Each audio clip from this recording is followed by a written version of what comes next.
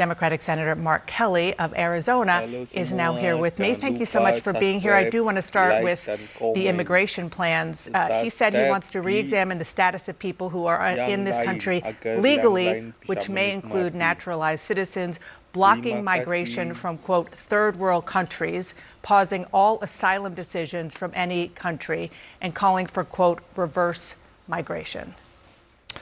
Well, I think this is consistent with what we've seen from this president to date, rounding up people in their community. He said he was going to go after drug dealers, gang members, criminals. What we've seen so far is a little bit of that and a lot of just breaking up communities, going after people like Kelly Yu, who is in an ICE detention center in Phoenix, who I visited, who is a business owner. She's got 70 employees. She fled China 20 years ago, fleeing communist China, came to this country. She is undocumented. Her mom's a U.S. citizen, her kid's a U.S. citizen, sister's a U.S. citizen. She has a deportation order. She is no threat to anybody. There are hundreds, if not thousands or tens of thousands of these people. But these are legal immigrants that he's talking about. He's kicked out legal immigrants already. This is kind of more of the same from this president. When he says things like third world countries, what is he really saying? I think what he's saying is he doesn't want brown people in our country. And that is disturbing, and it's un-American. The Trump administration says the man accused of the shootings of the two National Guard members wasn't vetted. Now, to be clear, CNN is told that that's not true. There were multiple rounds of extensive vettings. But all told, there are about 190,000 Afghans in the United States who were allowed to come after the military withdrawal. Are you confident that the process was thorough, the vetting process? Well, I think what happened to Andrew Wolf and Sarah Beckstrom, horrific. She died. I'm praying for her family. I'm praying for him to recover from his injuries. It is a really horrible thing. There needs to be an investigation and find out, why did this guy do this? Was he radicalized in Afghanistan or, here in the United States? And if it makes sense to change some things, I think we need to do that. I used to have a commanding officer in the Navy that used to say, if you're not changing something, it's getting worse. So the vetting system doesn't. I think looking and changing processes is something the government should be doing in every government agency, like all the time. But this president has an immigration policy right now that is not helping our country, that is tearing communities apart. We need comprehensive immigration reform. He's kicking out people, that came here legally, that pose no threat to anybody. But go after the criminals, the drug dealers, the gang members. I just want to be clear on what you're saying. Are you saying that all 190,000 Afghans in America should be re-vetted, that the process? No, I'm not saying that. Okay. These are individuals that were fleeing the Taliban. Many of them worked alongside U.S. service members and provided a valuable service to the United States of America and deserve an opportunity, to resettle in our country. We're a country of immigrants. An opportunity, but with renewed vetting? Well, people should be vetted. Hey, if you identify, a certain number of individuals that you have another question about, I think that's fine to do that.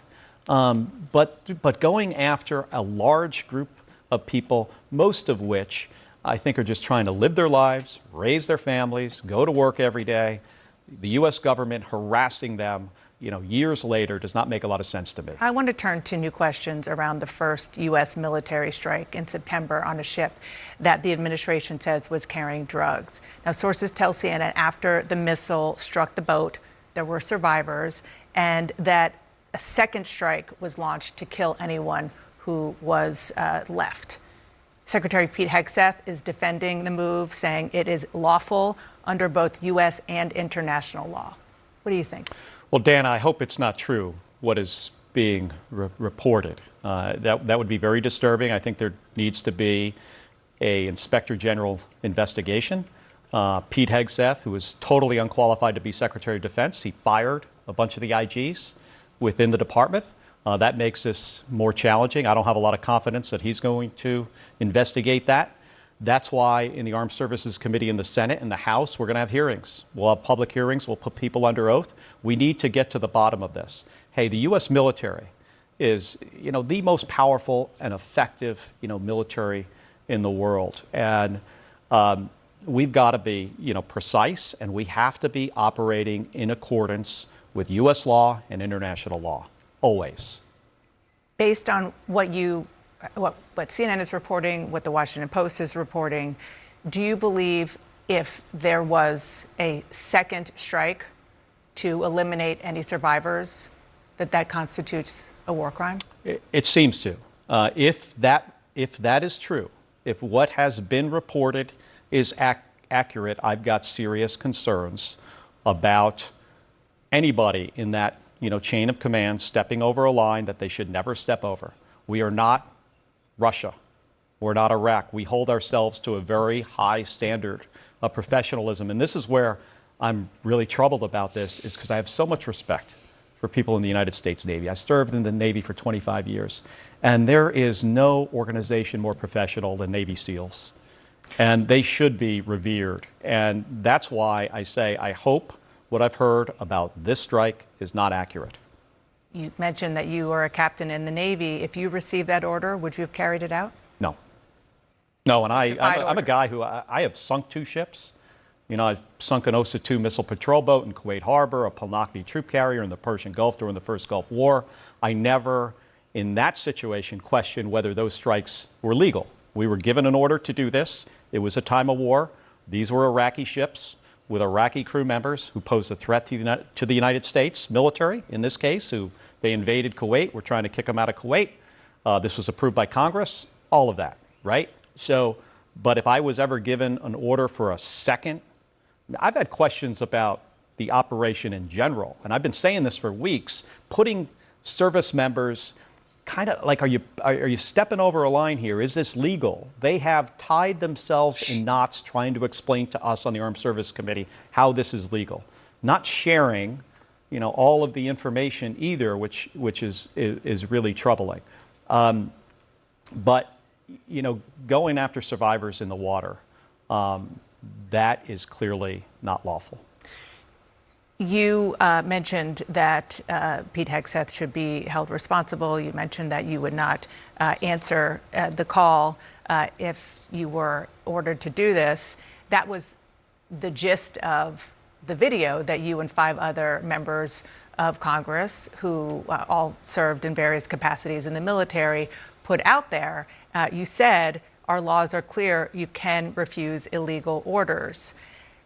That video, I don't need to tell you, sparked a lot of outrage from the administration. Yes, they launched an FBI investigation. Has the FBI knocked on your door yet? Have they asked?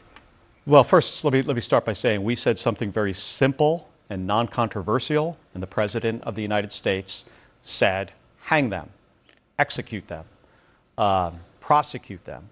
In my case, Secretary Hegseth said, prosecute him under the Uniform Code of Military Justice for, by the way, reciting the Uniform Code of Military Justice. It's obviously ridiculous. But this is an attempt to silence me, to get me to not hold this administration accountable.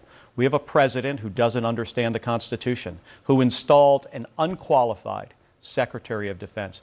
I cannot think of a Secretary of Defense in the history of our country that is less qualified than Pete Hegseth. He should not be in this position. He should have been fired after Signalgate, and now he should be fired again for this, if this is accurate. So he's not going to get me to back down. But what he is doing is sending a very chilling message across our entire nation, not only in the military, but the civilian workforce. Who's going to speak up and say anything if they see something that's unlawful or see something waste, fraud, and abuse? Why would anyone speak out if they can go and try to prosecute a U.S. senator? Is it happening? Well, I don't know. I mean, I was notified. I was notified about this through a tweet, the same tweet that you saw. And that demonstrates how unserious this administration is. They care more about the publicity about this than the process or the law. I haven't been notified by the Navy. By the Navy or the FBI? So no court-martial? We got something from the FBI, but the thing we received from the FBI, just like the president saying that we should be hanged, the thing we received from the FBI is more intimidation. What did it say? Well, it just said there was no point of contact. It had something about coming in for an interview. And the question here should be, why did the FBI decide to do this? Or do you think maybe the president told the FBI director to go after these 6 members of Congress? So more bullying and intimidation, but Dana, I'm not backing down. These guys don't scare me. They're not serious people. I mean the President of the United States and the Secretary of Defense.